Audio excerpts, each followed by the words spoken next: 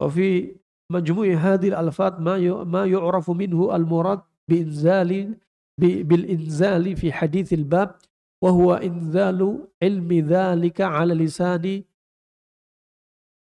lisanil mulk lin nabiy sallallahu alaihi wasallam mathalan au abara bil inzal anit takdir. Di sini menunjukkan Allah turunkan penyakit, Allah turunkan obat, ada inzal diturunkan. Dan di sini Allah turunkan tak luput dari apa? Takdir Allah Subhanahu. Ini faedah yang pertama dibahas oleh Al-Hafidz Ibnu Hajar. Di sini berarti Anda meyakini ilmu takdir. Ada orang yang sakit, itu pilihan Allah. Ya, Allah yang milih. Yakhluqu liman yasha wa yusibu liman yasha. Allah pilih. Penyakitnya apa? Allah yang pilih untuk dia. Terapinya apa? Dengan terapi itu dia sembuh, itu juga atas izin Allah. Di mana dia sembuh, berobat melalui tangan siapa dia sembuh, itu juga pilihan Allah. Nah, penyakitnya akut, kronik, medis, non medis, karena fisik, karena psikis, karena lifestyle, itu juga tak luput dari takdir Allah. Tapi manusia yang menjerumuskan diri pada sebab. Ya. Wa fiha taqyid bil halal fala yajuz at-tadawi bil haram. Yang kedua, di sini ada taqyid, berobat dengan cara yang halal. Gak boleh berobat dengan yang haram. Caranya haram atau obat terapinya juga haram. Ini gak boleh. Kemudian, wa fi hadits Jabir minha al-isyara ila anna syifa mutawaqqifun 'ala al-isabah bi'idznillah. Di sini menunjukkan dari hadis Jabir riwayat Imam Muslim tadi kita sebutkan, qara'a bi'idznillah, menunjukkan di sini tawakuf. Ya, tawakuf di hal apa? Semua atas izin Allah. Ya, sehat gak sehat atas izin Allah. Sembuh apa belum disembuhkan atas izin Allah. Mutlak. Tidak ada kaitannya atas izin makhluk, para pengobat, para terapis, herbalis, gak ada. Semua atas izin Allah. Semua manusia, makhluk, dari pengobatnya, jenis terapinya, herbalnya, itu semua hanya perantara sebab.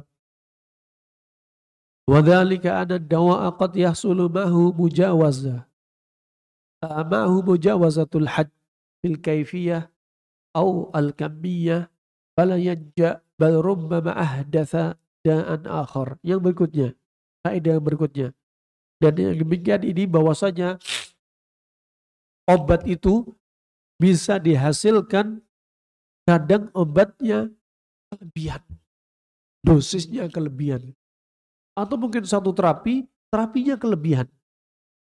Maka kalau obatnya kelebihan dari dosisnya, secara kaifiyah, caranya, atau kamiyah, jumlahnya, maka apa?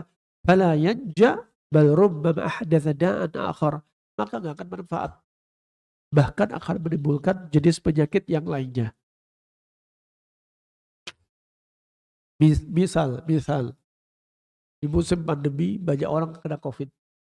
Banyak orang kena COVID.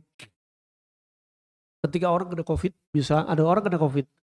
Ya, misalkan saya hidupnya sedang dingin lembab. Ya, sedang dingin lembab. Maka potensi dingin lembab ini potensi kena COVID. Tapi apa? Tak luput atas izin Allah. Gak semua orang hidung dingin lembab bakal diserang COVID. Pertama atas izin Allah. Ya. Kemudian saya minum apa? Qustul Hindi. Saya minum habatus sauda. Ketika sudah sembuh, maka stop. Jangan dilanjutin. Kalau ternyata karena saya was-was, biar gak kena COVID lagi, minum sepanjang 2 tahun musim pandemi, minum Qustul Hindi terus. Berikutnya apa?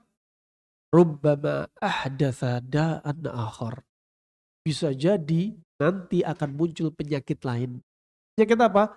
Penyakit yang sifatnya seperti obat yang dia konsumsi.